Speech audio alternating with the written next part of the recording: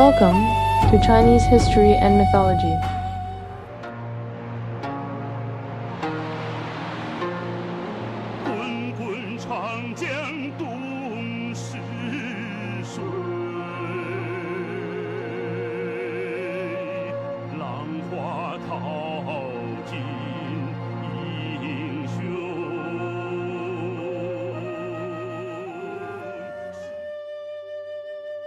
Hey friends, welcome back to Chinese History and Mythology. In the last episode, we talked about how the situation changed completely in a very short time.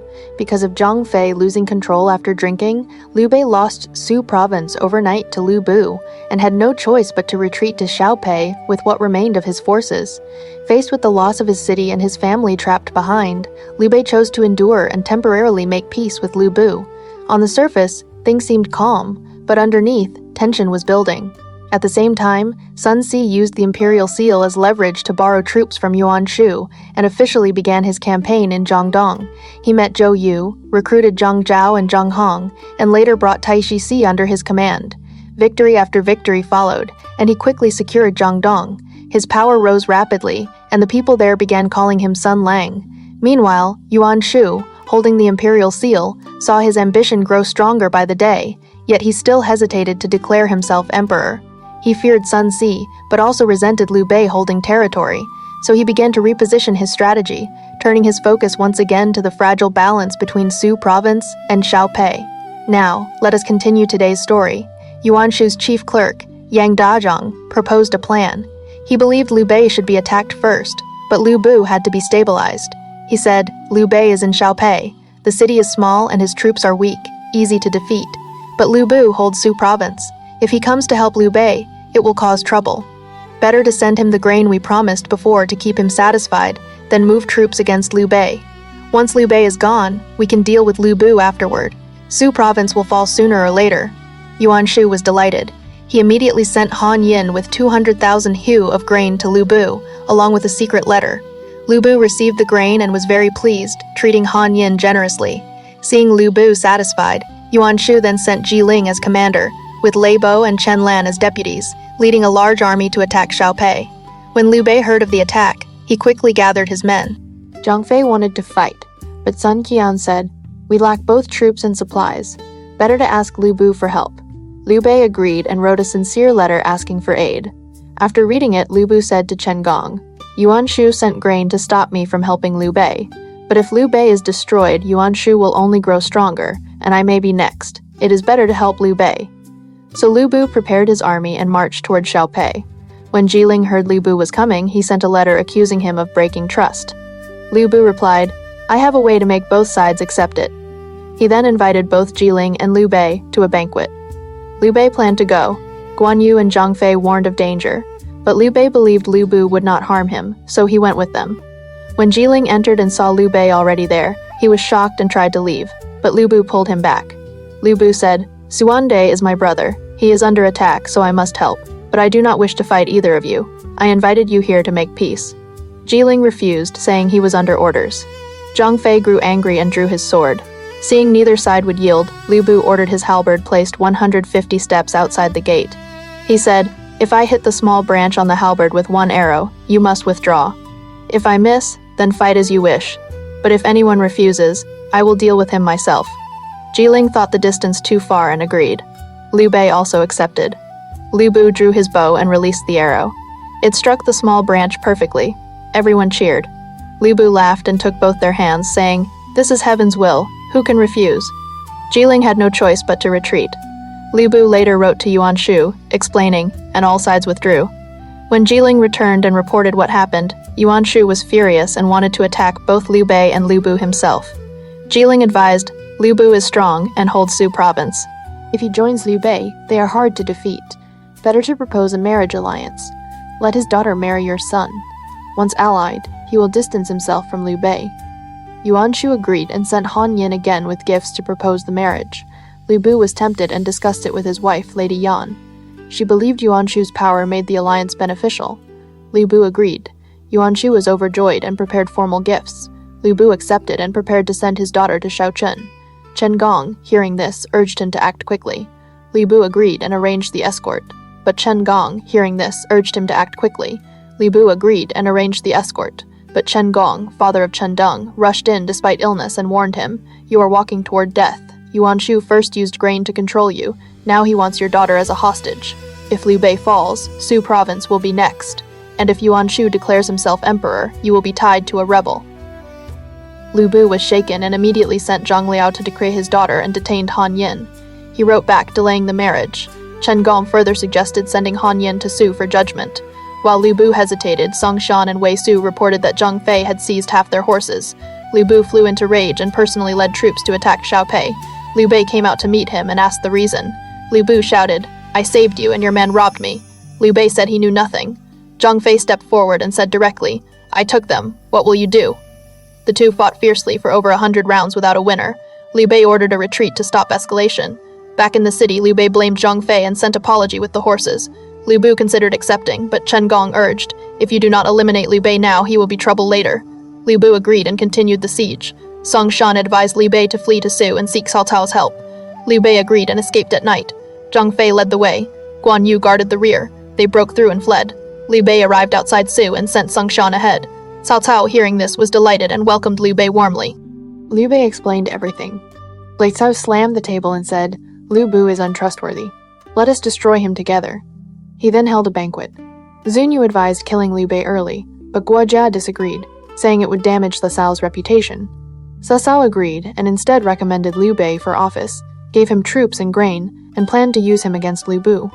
Just as Cao Cao prepared to attack Liu Bei, news came from the west that Jingji had died, and Jingzhu had taken control, threatening Su.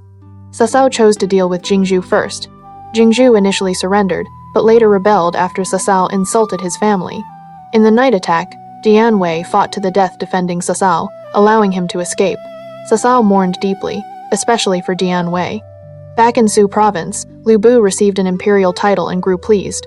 But when Yuan Shu's envoy came again urging the marriage and hinting at declaring himself emperor, Liu Bei became furious, killed the envoy, and cut ties with Yuan Shu. He then sent Chen Deng to Su with a report. Cao Cao executed Han Yin and secretly prepared to deal with Liu Bei. Chen Deng returned and skillfully eased Liu Bei's anger with a metaphor about hunting eagles. Liu Bei was pleased again. Just as they were speaking, a sudden report arrived. Yuan Shu's army was advancing to attack Su province. Liu Bei was stunned. Yuan Shu occupied Huinang. He had many soldiers, plenty of food, and the imperial seal in his hands, so his ambition to declare himself emperor became stronger and stronger. He gathered his civil and military officials and said that the Han dynasty's fate had already ended. The Yuan family had produced high officials for 4 generations, and now he had obtained the imperial seal. This was the right time to follow heaven's will and declare himself emperor. His chief clerk Yan Xiang strongly advised against it, saying that although the Yuan family had a great reputation, it was still far from enough to replace the Han dynasty. Yuan Shu became furious. He insisted that the old saying, "The one who replaces Han shall be the one on the high road," referred to him, and that the imperial seal was proof. Declaring himself emperor, he said, was heaven's will. So Yuan Shu formally declared himself emperor, named his state Zhong, established officials, made his wife empress, and named his son crown prince. After declaring himself emperor, Yuan Shu again urged Liu Bei to send his daughter to become the crown prince's consort. But he soon learned that Liu Bei had already sent the envoy Han Yin to Su, and Han Yin had been executed by Cao Cao. Yuan Shu was furious. He immediately sent Zhang Xun to command more than 200,000 troops and attack Xiu province in 7 routes. Zhang Song took the center route. Qiao Rui attacked Xiaopei. Chen Ji went toward Yidu. Lei Bo went to Langya. Chen Lan attacked Jiaxi. Han Xian attacked Xiaopei, and Yang Feng moved through Zhang Mountain. Yuan Shu himself also led 30,000 soldiers on the campaign. When Liu Bei learned that 7 armies were attacking, he quickly gathered everyone to discuss a plan. As soon as Chen Gong spoke, he blamed Chen Gui and Chen Deng, saying today's disaster had been caused by their advice to befriend Cao Cao and offend Yuan Shu. He suggested killing them both and sending their heads to Yuan Shu to make him withdraw. Liu Bei was tempted and ordered Chen Gui and Chen Deng to be seized. But Chen Deng laughed loudly and said, "Yuan Shu's 7 armies look to me like 7 piles of rotten grass. They are not worth fearing." Liu Bei asked what plan he had. Chen Deng said, Han Xian and Yang Feng were originally generals of the Han court. They only joined Yuan Shu because they feared Cao Cao. They are not truly loyal to him. If I go and persuade them to turn against him, and Liu Bei attacks from outside, Yuan Shu can be defeated." Liu Bu was delighted and sent Chen Deng to Xiaopei to persuade Han Xian. After meeting Han Xian, Chen Deng said, "You were once a Han official, yet now you serve the rebel Yuan Shu. Are you not destroying the merit you earned when you once protected the emperor? Yuan Shu is suspicious by nature. Sooner or later, he will harm you too." Han Xian sighed and said, "I have long wanted to return to the Han, but I had no way to do so."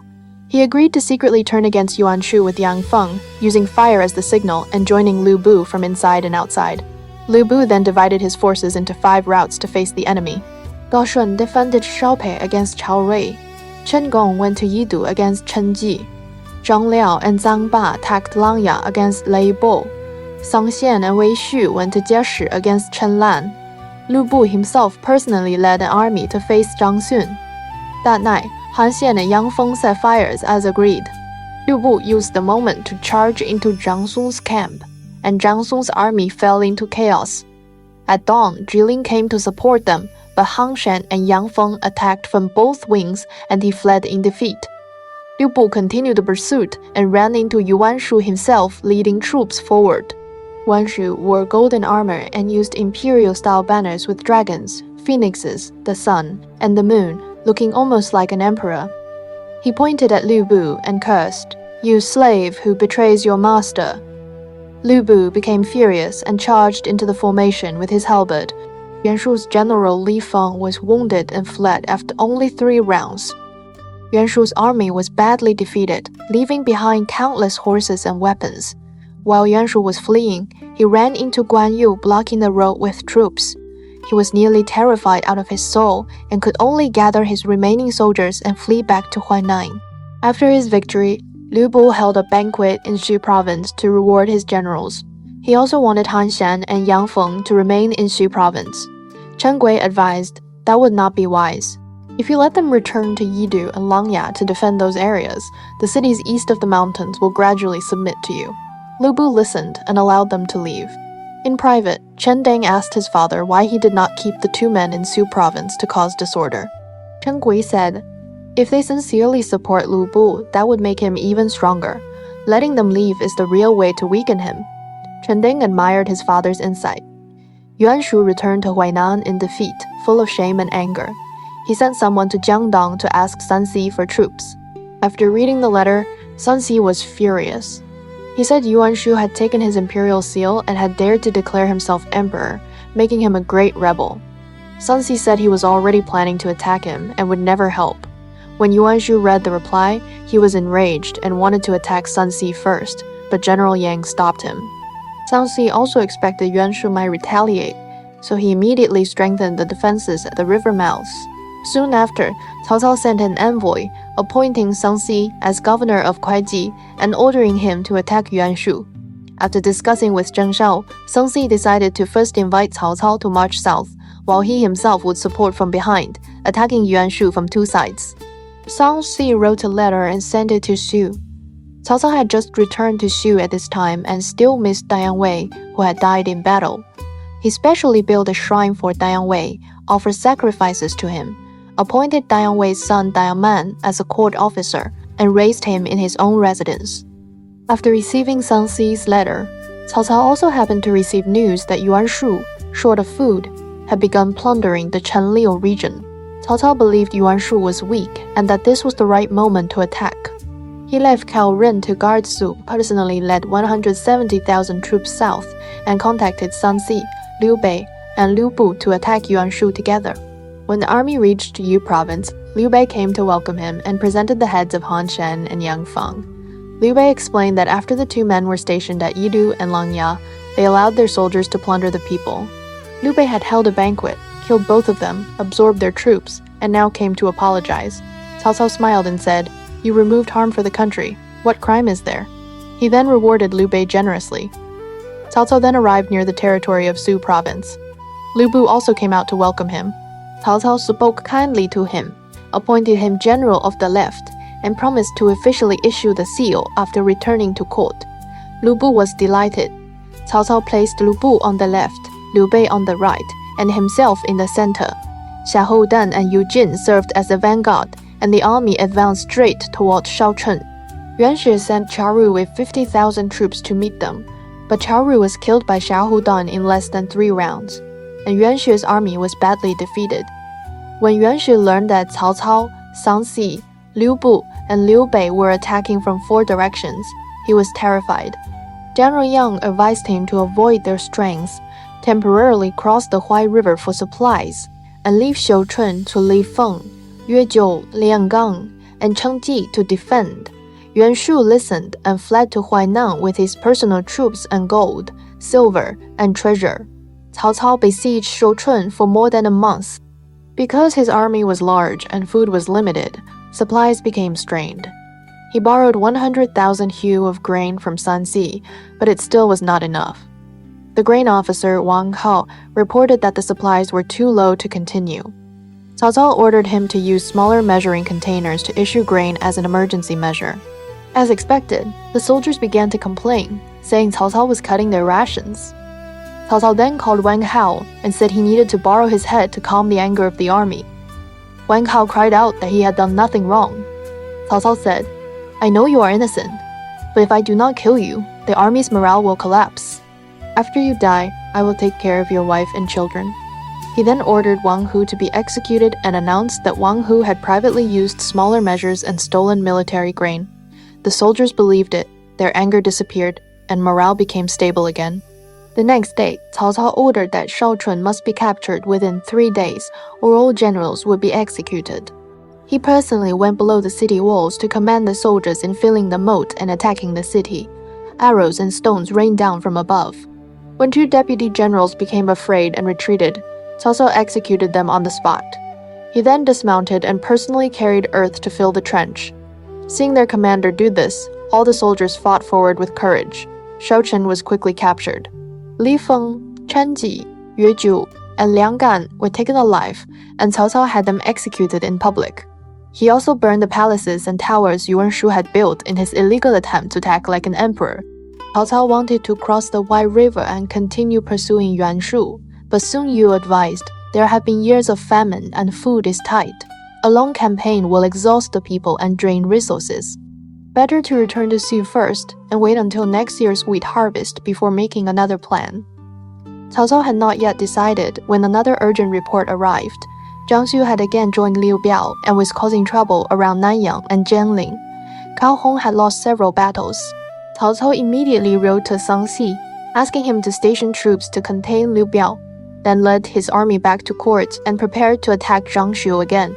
Before leaving, he arranged for Liu Bei to remain at Xiaopei and outwardly keep brotherly peace with Liu Bu, avoiding open conflict.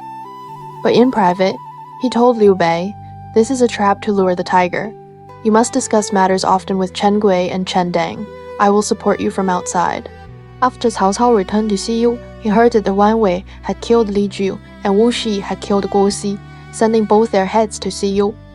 Cao Cao ordered the entire families of Li Ju's clan to be executed and displayed the heads of Li Ju and Guo Xi on tall poles. The people all clapped in delight. Emperor Xian held a peace banquet to celebrate and appointed Duan Wei as general who sweeps away bandits and Wu Shi as general who destroys captives. Afterward, Cao Cao submitted a report to the court requesting permission to attack Zhang Xiu. Emperor Xian approved it and personally saw Cao Cao off. This was the 4th month of the 3rd year of Jian. Before leaving, Cao Cao left Sun Yu to guard Su and personally led the army south. Along the way, the wheat fields were ripe, and the people fled in fear of the army. Cao Cao issued an order. Anyone who tramples wheat fields, regardless of rank, will be executed. When the people heard this order, they praised him. When Cao Cao's troops passed through the fields, they carefully held the wheat aside as they walked and did not dare to step on it. Unexpectedly, while Cao Cao was riding past, a bird flew up from the field and startled his horse. The horse rushed into the wheat and damaged part of the crop. Cao Cao immediately demanded that he himself be punished according to military law. His clerk advised that he was the commander and could not punish himself like this. But, Cao Cao said, "I made the law. If I do not follow it, how can I command others?" He drew his sword and was about to kill himself. Guo Jia quickly stopped him and said, The ancients said that the law does not apply to the most honored person in the same way. The commander cannot die lightly. So Cao Cao cut off a lock of his hair and said, "I cut my hair in place of my head." He then had it shown to the whole army, and military discipline became even stricter. When Zhang Xiu learned that Cao Cao was coming, he wrote to Liu Bei asking for help and sent Lei Xu and Zhang Xian out of the city to fight. Before the battle, Zhang Xiu cursed Cao Cao as hypocritical and shameless. Cao Cao was furious and ordered Su Xichu to fight. Su Xichu killed Zhang Xian in only 3 rounds. Zhang Xiu's army fell into chaos and retreated into Nanyang to defend the city. Cao Cao surrounded Nanyang, but when he saw that the moat was deep and wide, he knew the city would be difficult to attack. So he ordered his men to fill the moat, build platforms, and set up scaling ladders. He personally circled the city for 3 days to inspect it. Finally, he ordered each army to pile firewood at the western corner of the gate, preparing to attack from there. Inside the city, Jia Xu saw what Cao Cao was planning. He sneered and said to Zhang Xu, "I have already understood Cao Cao's intention. Now we can use his own plan against him." Jia Xu observed Cao Cao's army from the city wall for 3 days and had already seen through his intention. He said to Zhang Xu, "Cao Cao has long noticed that the southeastern corner of the city wall is weak, so that is where he truly plans to launch his night attack. The piles of grass at the northwestern corner are only meant to trick us into moving our troops there. Tomorrow, we can have the common people dress as soldiers and pretend to defend the northwest tightly, while our elite troops hide in the houses near the southeastern corner. When Cao Cao's men climb into the city, our ambush will rise from all sides and we will surely defeat him." Zhang Xu was delighted and followed the plan. Sure enough, when Cao Cao heard from his scouts that Zhang Xu had heavily guarded the northwest while the southeast was empty, he believed Zhang Xu had fallen for his trick. That night, around the second watch, he personally led elite troops across the moat and through the barriers at the southeastern corner, quietly climbing into the city. But as soon as they entered, signal blasts suddenly sounded, and ambush troops came out from every direction. Zhang Xu attacked from behind. Cao Cao's army fell into chaos and retreated dozens of li overnight. When Cao Cao counted his troops, he had lost more than 50,000 men, and all his supplies had been lost. Lu Qian and Yu Jing were also wounded in the confusion. Seeing Cao Cao's great defeat, Jia Xu advised Zhang Xu to write to Liu Bei and ask him to send troops to cut off Cao Cao's road home. At first, Liu Bei worried that Sang Si, stationed at Hukou, was part of Cao Cao's plan to contain Jing province, but Kuai Liang advised him, "Cao Cao has just been defeated. This is exactly the time to strike hard. If we do not act now, he will become a serious threat later." Liu Bei then personally led his army to Anzhong, joined forces with Zhang Xu, and prepared to attack Cao Cao from front and rear. When Cao Cao withdrew to the bank of the Yu River, he suddenly began to cry loudly. His generals asked why he was so sad. Cao Cao sighed and said, "I am thinking of how I lost Dajiang Wei here last year, and grief rises in my heart." He then ordered sacrifices to be offered there for Dajiang Wei, and also for Cao Eng, Cao Anmin, and all the soldiers who had died in battle. When the whole army saw how deeply Cao Cao valued old loyalty, they were all moved. Before long, Cao Cao received a letter from Song Yu, and learned that Liu Bei and Zhang Xu had already set an ambush at Anzhong to cut off his retreat. Cao Cao wrote back, "I am marching slowly now, not because I do not know the enemy is following me, but because I have another arrangement. When we reach Anzhong, we will surely defeat them."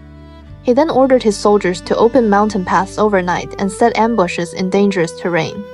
Liu Bei and Zhang Xu saw that Cao Cao had fewer troops and thought he was desperate to escape, so they led their army into the dangerous ground. Cao Cao's ambush troops rose together and badly defeated both armies, allowing him to break through successfully. Just as Cao Cao was about to return to Su, he learned that the Yuan Shu intended to march south and attack Su. He immediately ordered the army to return quickly. When Zhang Xu heard that Cao Cao was retreating, he wanted to pursue. Jia Xu warned him, "Do not pursue. If you pursue, you will lose." Liu Bei refused to believe this and still urged Zhang Xu to chase. Zhang Xu caught up with Cao Cao's rear army and was indeed defeated by Cao Cao's troops. Zhang Xu regretted not listening to Zhao Xu, but Zhao Xu then said, "Now pursue again, and you will win." Zhang Xu was confused, but he still obeyed. Sure enough, during the second pursuit, Cao Cao's army was in a hurry to return to Shu and had relaxed its defenses, so Jiang Xu struck hard and defeated them badly. Later, Li Tang arrived with the reinforcements, and only then did Jiang Xu withdraw. Cao Cao was delighted that Li Tang had arrived in time. He appointed him marquis who establishes merit and ordered him to guard the western border of Runan. After Cao Cao returned to Shu, his advisors came to see him. Song Yu asked how he had been able to win at Anzhong. Cao Cao said, "The enemy believed I had no path of retreat and would have to fight desperately. I deliberately marched slowly, made them underestimate me, and then used an ambush to defeat them." Sun Yu admired him greatly. At this time, Guojia brought a letter from Yuan Shao. The letter said Yuan Shao was preparing to attack Gongsun in the north and wanted to borrow troops and grain from Cao Cao. After reading it, Cao Cao saw Yuan Shao's arrogant tone and sneered. He originally wanted to seize Xu while I was away. Now that he sees I have returned, he changes his words and says he wants to fight Gongsun Zan. I want to attack Yuan Shao, but my strength is not enough yet. Guojia then presented the famous argument of 10 victories and 10 defeats, saying that although Yuan Shao seemed powerful, in righteousness, use of talent, strategy, law, military skill, and many other areas, he was inferior to Cao Cao. Cao Cao was overjoyed after hearing this and said, "If that is true, why should I fear Yuan Shao?" Guojia then reminded him, the real danger right now is not Yuan Shao, but Liu Bei in Su province. Yuan Shao is attacking Gongsun Zan in the north and has no time to look south. If you first destroy Liu Bei and remove the threat in the southeast, then later deal with Yuan Shao, that is the best strategy. Otherwise, when you attack Yuan Shao in the future, Liu Bei may attack Su from behind, and the danger will be endless. Cao Cao accepted this plan. On one hand, he treated Yuan Shao's envoy generously and recommended to the court that Yuan Shao be appointed Grand General and Grand Commandant, calming him so he would continue north against Gongsun Zan. On the other hand, he secretly wrote to Liu Bei, preparing to march east against Liu Bei. Meanwhile, Liu Bei was in Su province. Chen Ge and Chen Deng often praised Liu Bei at banquets, and Liu Bei enjoyed hearing it very much. But Chen Gong warned him, "The Chen father and son flatter you to your face, but they may not be loyal in their hearts. General, you must guard against them." Liu Bei became furious and instead accused Chen Gong of stirring up trouble. Chen Gong could only withdraw filled with worry. He sighed, "Loyal words are painful to hear. I fear great disaster will come in the future." One day, Chen Gong went out hunting and intercepted a messenger from Cao Cao in the Xiaopei area. He searched the man and found a secret letter Liu Bei had written to Cao Cao. In the letter, Liu Bei said he was willing to serve as Cao Cao's vanguard and help attack Liu Bei, but because his troops were too few, he did not dare to move lightly. After Liu Bei read the letter, he was furious. He executed the messenger and immediately mobilized troops. Liu Bei sent Chen Gong and Zhang Ba to contact the generals of Mount Tai and prepare to attack the eastern regions. Ordered Gao Shen and Zhang Liao to attack Liu Bei at Xiaopei, sent Song Xian and Wei Shu west to occupy Runan and Yingchuan, and personally stayed in Shu province to support all 3 routes. When Gao Shunling's army reached Xiaopei, Liu Bei was shocked and quickly gathered everyone to discuss what to do. Sun Can suggested immediately asking Cao Cao for help. Liu Bei then ordered his fellow townsman Jian Yong to travel overnight to Shu to deliver the message. After that, Liu Bei arranged the defense of the city. He guarded the south gate himself. San Qian guarded the north gate, Guan Yu guarded the west gate, Zhang Fei guarded the east gate, and Mi Zhu and Mi Fang handled the central command while protecting the family members. Gao Shen arrived below the city wall. Liu Bei climbed the tower and asked, "I have no hatred with Lu Fangxian. Why have you come to attack?" Gao Shen replied, "You colluded with Cao Cao to harm my general. Now that the matter has been exposed, why not surrender?" He then ordered his troops to attack the city. Liu Bei shut the gates and defended firmly. The next day, Zhang Liao attacked the west gate. From the city wall, Guan Yu called out, "General Zhang, you have such a noble and impressive bearing. You are not an ordinary man. Why follow someone as unreliable as Liu Bei?" Zhang Liao heard this and said nothing. He withdrew toward the east gate. When Zhang Fei saw Zhang Liao retreat, he wanted to open the gate and pursue, but Guan Yu stopped him. Guan Yu said, "Zhang Liao's martial skill is not below ours. I used words just now to move him, and he already shows regret, so he does not want to fight to the death." Only then did Zhang Fei understand. and he continued defending the city without going out. Dajiang reached Su and told Cao Cao that Xiaopei was in danger. Cao Cao gathered his advisors and said that he had already wanted to attack Liu Bei, but he was worried Liu Biao and Zhang Xiu might cause trouble from the south. Sun Yu believed Liu Biao and Zhang Xiu had just been defeated and would not dare move lightly. Guo Jia said Liu Bei has just rebelled and his army's morale is unstable. This is the perfect chance to attack. We must strike quickly and finish it fast. Cao Cao followed Guo Jia's plan and ordered Xiahou Dun, Xiahou Yuan, Lu Qian, and Li Dan to lead 50,000 troops ahead, while he himself would follow with the main army and march east. When Gao Shen learned that Cao Cao's army had arrived, he urgently reported to Liu Bei.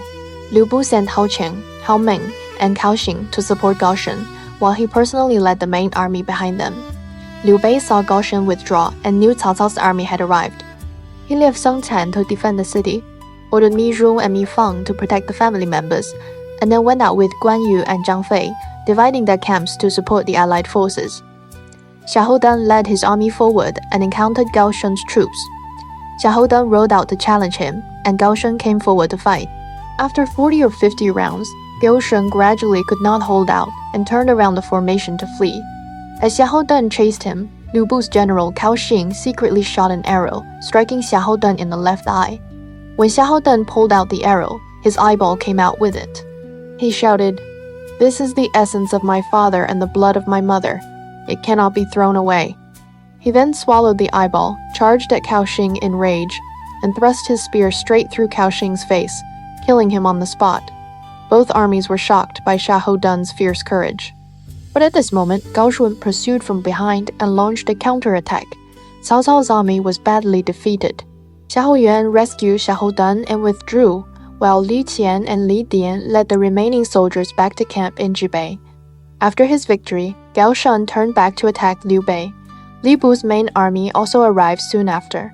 Together with Gao Shun and Zhang Liao, they attacked the camps of Liu Bei, Guan Yu, and Zhang Fei from 3 directions. Gao Shun and Zhang Liao attacked Guan Yu's camp, while Liu Bei personally attacked Zhang Fei's camp. Guan Yu and Zhang Fei each led troops out to meet the enemy, and Liu Bei also divided his forces to support them. But Liu Bei had already arranged troops in secret to attack from behind. Guan Yu and Zhang Fei were attacked from both front and rear, and they were soon defeated. Seeing the situation turn dangerous, Liu Bei escaped back to Pei County with only a few dozen riders. Liu Bei had just reached the city gate when Liu Bei arrived in pursuit. The defenders wanted to shoot arrows, but they feared hitting Liu Bei by mistake, so they could only watch as Liu Bei charged into the city. The defenders of Pei County scattered in all directions, and Liu Bei seized the city. Liu Bei had no time to return home, so he was forced to leave his wife and children behind and escape alone through the west gate. After entering the city, Liu Bei went to Liu Bei's residence. Mi Zhu came forward to plead for mercy, saying, "A true man does not harm his enemy's wife and children. Afianda has always remembered your kindness at the camp gate when you shot the halberd and saved him. He has no intention of harming you." After hearing this, Liu Bei said, "Liu Xiangdai and I have an old relationship. How could I harm his family?" He then ordered Mi Zhu to escort Liu Bei's wife and children to Su province and settle them there. Sun Qian also escaped during the chaos and caught up with Liu Bei. Liu Bei sighed and said, "Now my second and third brothers may be dead or alive, and my wife and children are separated from me. What should I do?" Sun Qian advised him to go to Cao Cao. Liu Bei then took Sun Qian and traveled by small roads towards Si. Along the way, they ran out of food and often had to beg from common people. When the people heard that he was Liu Yuzhou, many were willing to help him. One day, Liu Bei stayed at the home of a hunter named Liu An. When Liu An heard that Liu Bei had arrived, he wanted to serve him wild game, but he could not catch anything in time. He actually killed his wife and used her flesh to feed Liu Bei. The next day, Liu Bei discovered the truth. He was shocked and moved to tears by such extreme devotion, then continued on towards Su. When Liu Bei was near Liangcheng, he met Cao Cao's army. He and Sun Qian entered the camp to see Cao Cao. Liu Bei explained how Pei County had fallen, how his brothers had been separated from him, and how his wife and children were trapped. Cao Cao was moved after hearing this. When he also heard that Liu An had killed his wife to serve Liu Bei, he ordered Sun Qian to bring gold back to reward him. Soon after, Cao Cao learned that Liu Bu was working with Chen Gong, Zhang Ba, and the Mount Tai generals to attack Yan province. He ordered Cao Ren to attack on Pei County, while he personally led the main army and joined Liu Bei to fight Liu Bu. When Cao Cao's army reached the area near Shao Pass, they encountered 4 Mount Tai bandit generals blocking the road: Sang Guan, Wu Den, Yin Li, and Chang Xi. Cao Cao ordered Sui Qi to fight. None of the 4 generals could match Su Xiu, and they all fled in defeat. Cao Cao pressed the victory and pursued them to Shao Pass. At this time, Liu Bu planned to lead troops with Chen Den to rescue Shao Pass, leaving Chen Gui to guard Xiu province. Chen Gui secretly said to Chen Dang, "Cao Cao once said that matters in the east were entrusted to you. Now is the chance to remove Liu Bu." Chen Dang then suggested to Liu Bu that he move his money, grain, and family members to Xiaopei in case Yu province was surrounded. Liu Bu believed him and ordered Song Xian and Wei Su to escort his wife, children, and valuables to Xiaopei, while he himself led troops with Chen Ding to rescue Shao Pass. On the way, Chen Ding used the excuse of scouting the enemy and went ahead to Shao Pass. There, he deceived Chen Gong by saying that Liu Bu was angry because they had not advanced and was coming to punish them. Then he went back and deceived Liu Bu, saying that Sang Guan and the others wished to surrender and that they could attack at dusk. Chen Ding secretly shot a letter to Cao Cao and used fire as a signal. That night, Liu Bu arrived at Shao Pass, but in the darkness, his troops and Chen Gong's troops began killing each other by mistake. Cao Cao's army seized the opportunity to attack and badly defeated Liu Bu's forces. Liu Bu fled back to Su province and called for the gates to be opened, but arrows rained down from the walls.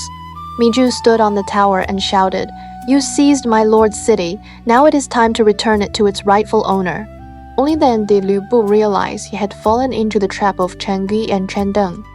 Chen Gang advised him to go to Xiaopei immediately. But when Liu Bu arrived there, he found that Xiaopei had already been occupied by Cao Ren. Chen Deng stood on the city wall and cursed him. "I am a loyal minister of Han. How could I surrender to a rebel like you?" Liu Bu was about to attack the city when Zhang Fei charged in from behind. Gao Shun fought him but could not hold him off, so Liu Bu personally entered the battle. While they were fighting, Cao Cao's main army arrived. Liu Bu was outnumbered and could only retreat east. Ahead, Guan Yu blocked his path. Behind him, Zhang Fei pursued. Liu Bu was attacked from both front and rear. He and Chen Gang fought desperately to open a path and fled toward Xiaopei. Hu Chang came to meet them, and only then was Liu Bu able to enter the city. Guan Yu and Zhang Fei were reunited after a long separation, and both wept. Then they went together to see Liu Bei. The 3 brothers met again in the army, weeping and bowing to one another. After that, they followed Cao Cao into Su province. Miju told Liu Bei that his family was safe, and Liu Bei finally felt relieved. Cao Cao richly rewarded Chen Gui and Chen Ding, and appointed Chen Ding as general who subdues the waves. After taking Su province, Cao Cao prepared to attack Xiaopei. Cheng Yu reminded him, "Liu Bu now has only the isolated city of Xiaopei. If we press him too hard, he may flee to Yuan Shu. We should first guard the roads toward Huainan and prevent Liu Bu from joining Yuan Shu." Cao Cao then ordered Liu Bei to guard the key route to Huainan, while he personally led the main army to attack Xiaopei. Liu Bu was in Xiaopei and believed the city had enough food, with the Sai River as a natural defense, so he planned to defend firmly. Chen Gong advised him to attack before Cao Cao's camp was stable. Liu Bu refused to listen. After Cao Cao had fully set up his camp, he came below the city wall to persuade Liu Bu to surrender. Liu Bu was already beginning to waver, but Chen Gong cursed Cao Cao from the wall and shot an arrow that struck Cao Cao's commander's banner. Cao Cao was furious and ordered a full siege of Xiaopei. Chen Gong offered another plan. He suggested that Liu Bu lead troops to camp outside the city while Chen Gang defended inside, creating a position where they could attack from both inside and outside. If Cao Cao attacked Liu Bu, the city troops would strike his camp. If Cao Cao attacked the city, Liu Bu would attack from outside. Liu Bu first thought this was reasonable, but his wife, Lady Yan, persuaded him not to leave the city, so he delayed. Chen Guang then urged him to cut off Cao Cao's supply route. Liao Chen also advised him not to move rashly. Liu Bu hesitated again and again, and in the end only drank in the city to drown his worries. Chen Gong sighed and said, "I fear we will all die without a place to be buried." Later, Su Si and Wang Kai suggested that Liu Bu renew the marriage alliance with Yuan Shu and ask him to send troops to help. Liu Bei then sent the two men to break through and go to Shouchun. Yuan Shu said Liu Bei was unreliable and that if he wanted help, he must first send his daughter. After Zhu Si and Wang Kai returned with this message, Liu Bei decided to personally escort his daughter out of the city. That night, he wrapped his daughter on his back and charged out on red hare.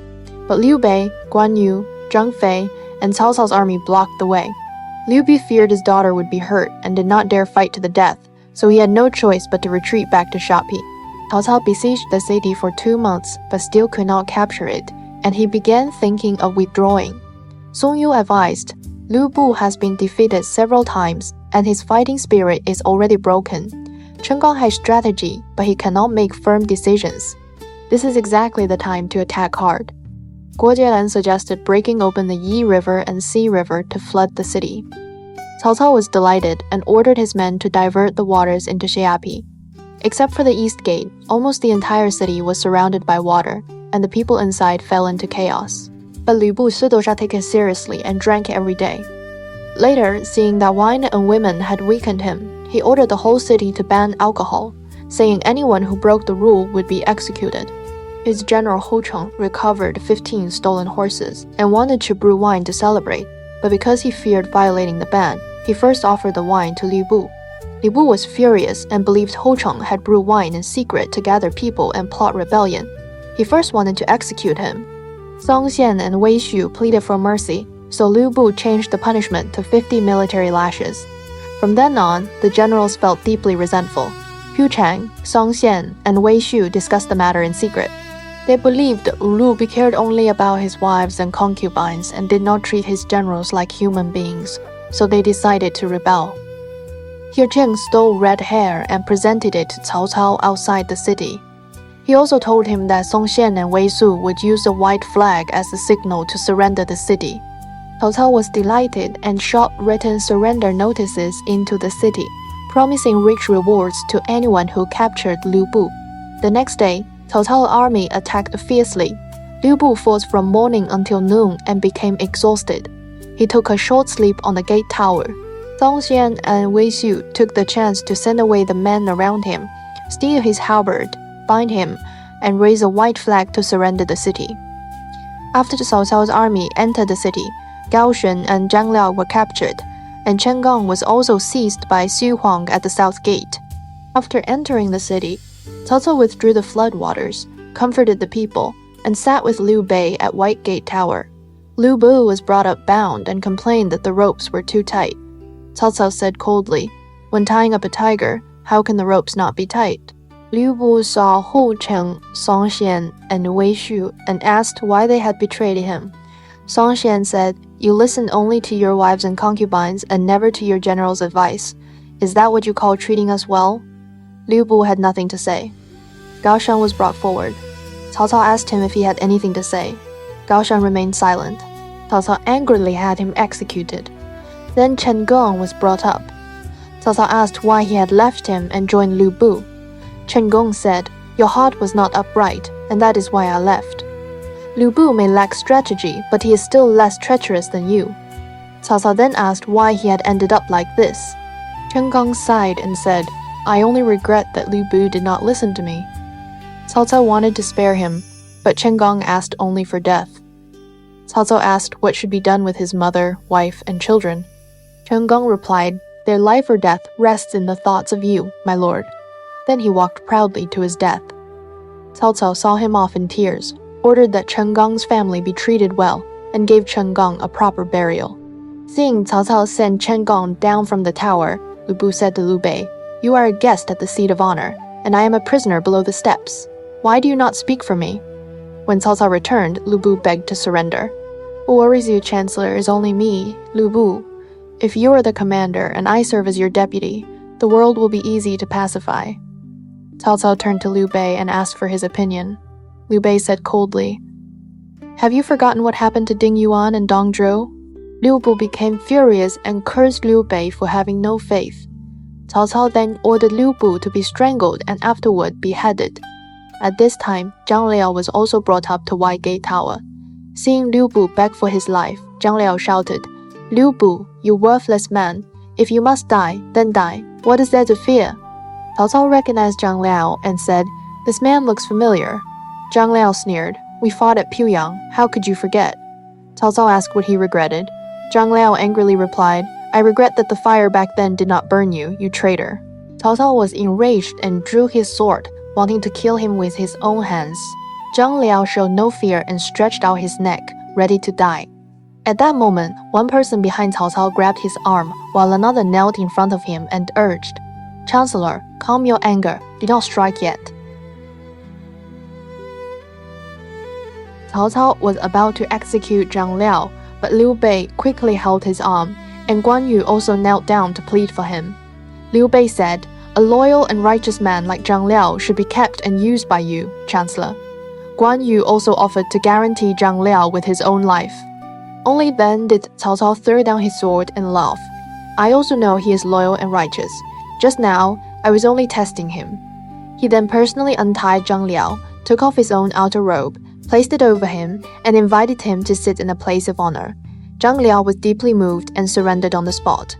Cao Cao appointed him as Gentleman General of the household and Marquis within the passes, then ordered him to persuade Sangba to surrender. After Sangba submitted, he also brought Sanguan, Wu Den, Yingli, and others to join Cao Cao. Cao Cao settled all the generals, sent Liu Bu's wife and daughter to Su, and then returned with the army. When the army passed through Su province, the people burned incense and knelt by the road, begging Cao Cao to leave Liu Bei there to govern Su province. Cao Cao said, "Liu Shizhong has great merit. After I meet the emperor and request a title for him, we can discuss it." So he temporarily appointed Cha Zhou as inspector of Su province and brought Liu Bei back to Su. After arriving in Su, Cao Cao reported Liu Bei's military achievements and requested that he enter court to meet the emperor. Emperor Xian asked Liu Bei about his ancestry. Liu Bei replied that he was a descendant of Liu Sheng, Prince Jing of Zhongshan. The emperor ordered the imperial genealogy to be checked. It confirmed that Liu Bei was indeed of the Han imperial clan, and by generation, he was the emperor's uncle. The emperor then personally treated him with a ceremony due to an uncle and nephew, and appointed Liu Bei as general of the left and marquis of Yecheng village. From then on, people throughout the realm called Liu Bei Imperial Uncle Liu. After Cao Cao returned to his residence, his advisors reminded him that the emperor recognizing Liu Bei as the imperial uncle might not be a good thing. But Cao Cao said, "Since he is an imperial uncle, when I command him in the emperor's name, he will be even less able to disobey. Keeping him in Shu means he remains under my control." Later, Cao Cao worried that Grand Commandant Yang Biao was related to the Yuan family by marriage and might collude with them from inside, so he fabricated a charge and had Yang Biao imprisoned. Kong Rong came forward to remonstrate, and only then did Cao Cao remove Yang Biao from office and release him. Later, court gentleman Xiao Yan submitted a memorial accusing Cao Cao of monopolizing power. Cao Cao was furious and immediately had Xiao Yan executed. From then on, all civil and military officials feared him and kept silent. Chang Yu urged Cao Cao to take advantage of his great prestige and establish the work of a hegemon. But Cao Cao believed the time had not yet come, so he asked the emperor to go hunting outside the city in order to test the political situation. Emperor Xian dared not refuse and went with Cao Cao to hunt at Yutian. Cao Cao laid 100,000 soldiers with him and rode almost side by side with the emperor, only a horse's head behind. During the hunt, Liu Bei shot a rabbit, and the emperor praised him. Later, a great deer appeared. The emperor shot several times but missed. Cao Cao then borrowed the emperor's carved bow and golden arrow, and with one shot struck the deer in the back. When the officials saw the golden arrow in the deer, they thought the emperor had shot it, and all shouted "Long live!" But Cao Cao rode forward and placed himself in front of the emperor, accepting the cheers of the officials. Guan Yue saw Cao Cao insulting the emperor in public, and was so furious that he raised his blade and was about to step forward to kill Cao Cao. Liu Bei quickly stopped him with a glance. Guan Yue had no choice but to suppress his anger. After returning home, Guan Yue asked Liu Bei why he had stopped him. Liu Bei said Cao Cao was too close to the emperor and his trusted men were all around him. If you had acted rashly, not only would you have failed to kill Cao Cao, you might have harmed the emperor by mistake and turned it into a great crime. Guan Yu sighed and said, "If this traitor is not killed today, he will become a great disaster in the future." Liu Bei admitted this was true, but warned him that such words must be kept in his heart and never spoken outside. After Emperor Xian returned to the palace, he cried to Empress Fu about Cao Cao's controlling power and bullying the sovereign. He ordered Dong Cheng to gather loyal men, eliminate the national traitor, and restore Han Dynasty. Empress Fu sewed the blood edict into the purple brocade lining of a jade belt. Then the emperor summoned Dong Cheng into the palace, took him up to the hall of meritorious ministers, pointed to the portraits of Zhang Liang, Xiaopei, and others to hint that he should support the imperial house, and gave him a brocade robe and jade belt. He whispered, "After you return, examine it carefully. Do not fail my intention." Dong Cheng understood and left the palace after giving thanks. Cao Cao soon learned that the emperor and Dong Cheng had spoken at the hall of meritorious ministers, and suspicion rose in his heart. On his way into the palace, he happened to meet Dong Qing. Cao Cao forced him to take off the jade belt and also examine the brocade robe closely. Dong Qing broke out in a cold sweat. Cao Cao even deliberately tested him, asking whether any secret plot was hidden in the robe or belt. Dong Cheng had no choice but to force himself to remain calm. In the end, Cao Cao did not discover the edict and returned the robe and belt, saying it had only been a joke. After Dong Cheng returned home, he examined the robe again and again, but found nothing. Only when a spark from the lamp fell on the jade belt and burned through the brocade lining did he discover the blood-written imperial edict hidden inside. After reading it, tears flowed down his face, and he could not sleep all night. The next day, Dong Cheng sat in his study, thinking again and again about how to remove Cao Cao. He eventually fell asleep over his desk. Attendant Wang Zifu came to visit and saw the blood edict exposed on the table. He secretly took it and read it, and he was shocked. When Dong Cheng woke and found the edict missing, he was terrified. Wang Zifu pretended that he was going to report him. Dong Cheng wept and begged him. Only then did Wang Zifu reveal that he had only been testing him and was willing to join him in eliminating the traitor. The two swore an oath and signed their names on white silk, willing to risk the lives of their 3 clans to serve the Han Dynasty. Soon after, Changji and Wu Shuo came to visit. Dong Cheng first had Wang Zifu hide behind a screen and tested their intentions. Changji mentioned a hunting event at Xiuting, and Wu Shuo also cursed Cao Cao, saying he had long wished to remove the traitor. Wang Zifu suddenly came out from behind the screen and pretended to threaten to report them. The two angrily cursed him as a coward who would sell himself to a traitor. Only then did Dong Cheng take out the blood edict and show it to them. After reading it, both men wept and signed the oath. Wang Zifu then invited Wu Zilan, who also joined the secret plot. As they were drinking and discussing the plan, Ma Ting, the governor of Ziliang, suddenly came to visit. At first, Dong Cheng claimed illness and did not want to see him.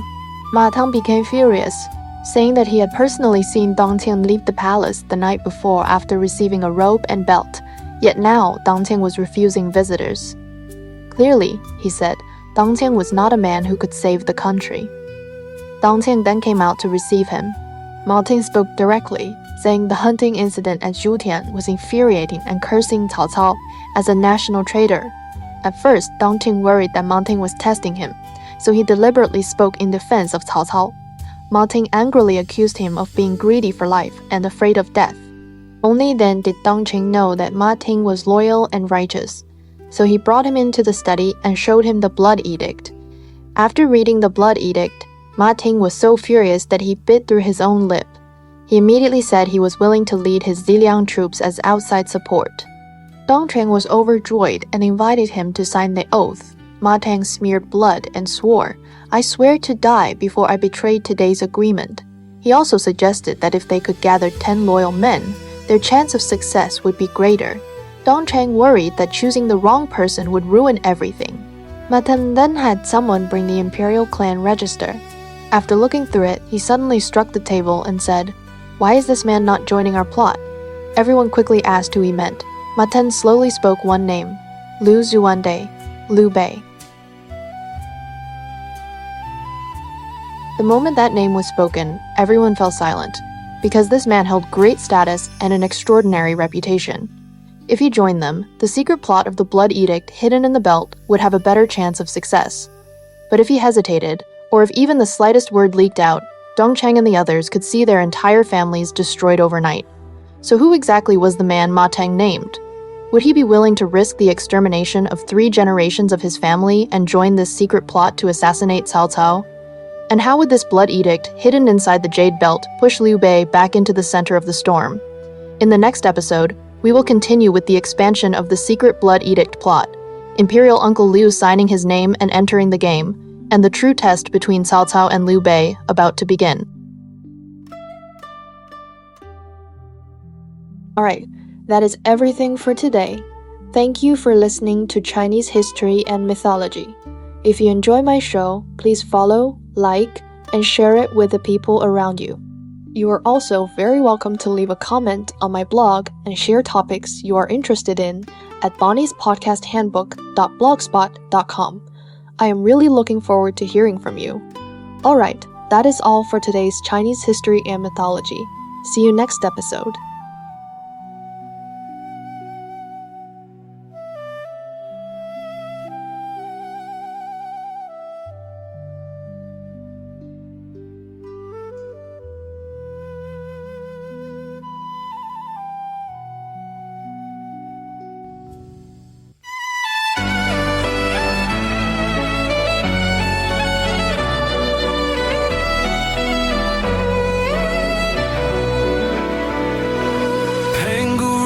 Sky in light, Nua healed the broken heart.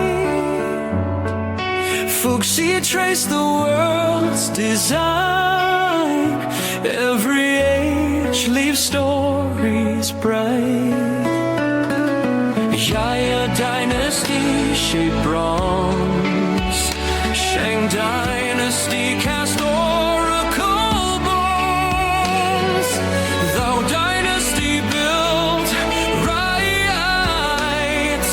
Qin dynasty forged the great walls. Han dynasty opened Silk Road winds. 3 kingdoms dynasty turned war to tales. Qin dynasty led ink and mountains bloom.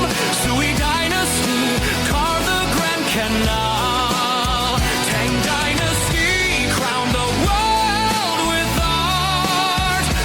Dynasty raised learning's flame.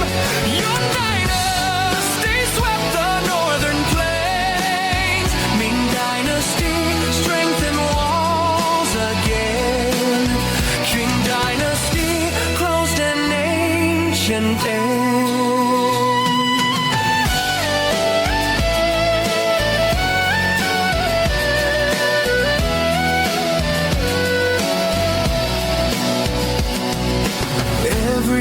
Leave stories bright. History and myth ignite in endless light. China's history moves in mystery through the night. Footsteps of this land enchant the world in light.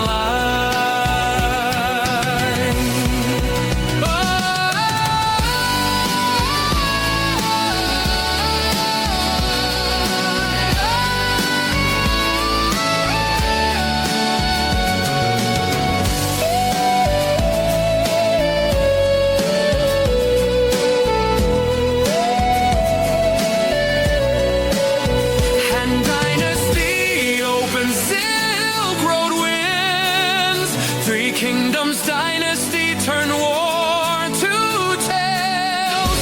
Qin dynasty led ink and mountains bloom. Sui dynasty carved the Grand Canal. Tang dynasty crowned the world with art. Song dynasty raised learning's flame. Yuan dynasty swept the northern plains. Ming dynasty strengthened walls again. Qing dynasty closed an ancient day.